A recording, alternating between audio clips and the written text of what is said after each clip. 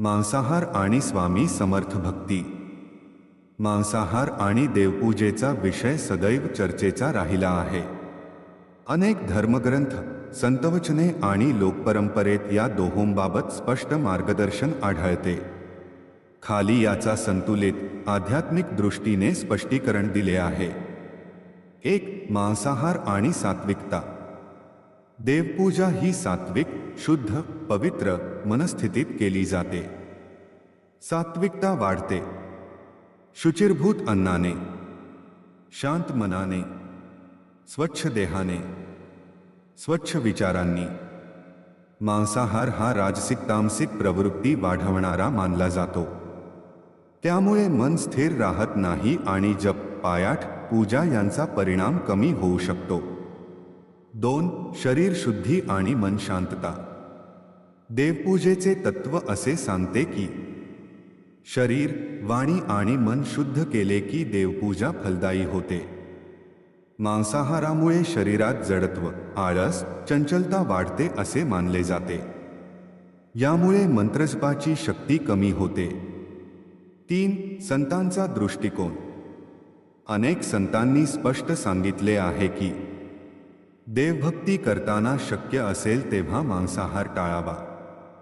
मंदिरात, देवघरात मांसाहाराचा स्पर्श, वास किंवा जवळपासही ठेवू नये. उपवास, जप, पारायण करताना सात्विक भोजन करावे. मानसिक शुद्धता ही सर्वात महत्त्वाची. 4. मांसाहार करणाऱ्याने देवपूजा करू नये हे पूर्णपणे सत्य आहे का? हे अनेकदा चूक समजले जाते. पूजा मनापासून असेल तर कोणीही देवपूजा करू शकतो. परंतु सात्विक आहार घेतल्यास पूजा अधिक प्रभावी होते.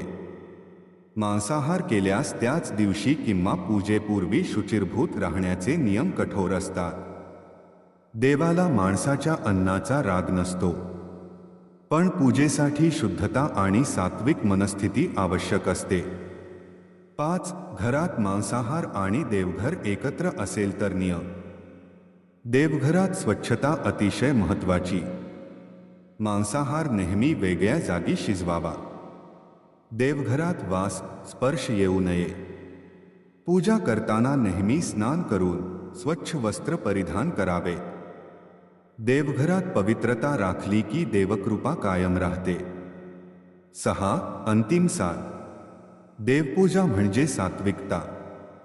मांसाहार सात्विकतेस विरोधी मानला जातो. म्हणून देवपूजा करताना शक्य तितके सात्विक राहणेच उत्तम.